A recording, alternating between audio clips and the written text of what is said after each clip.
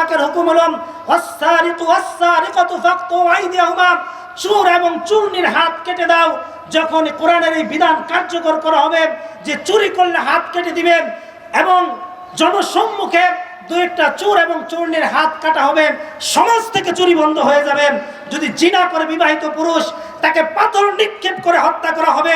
এই রকম একটা আইন যদি জনসম্মুখে গুলিস্তানে 0 পয়েন্টের মধ্যে একজন দর্শককে এইরকম পাথর মেরে হত্যা করা হয়, তাকে মৃত্যুদণ্ড দেওয়া হয়, এই সমাজ থেকে দর্শন উঠে যাবে।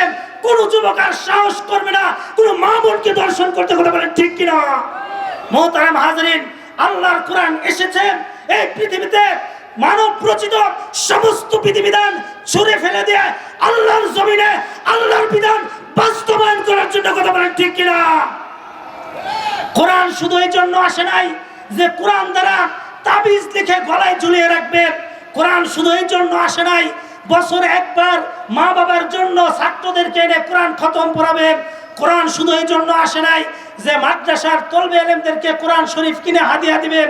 কোরআন এই জন্য আসে নাই এটাকে শুধু চুমু খাবেন, মুখে লাগাবেন, মাথায় লাগাবেন, এই জন্য কোরআন আসে নাই। কোরআন এসেছে যত ধরনের মানব রচিত আইন আছে, সোশ্যালিজম, কমিউনিজম, ডেমোক্রেসি, মানব রচিত সমস্ত আইন উৎখাত করে আল্লাহর জমিনে আল্লাহর বিধান বাস্তবায়ন করার জন্য। কথা বলেন ঠিক কিনা?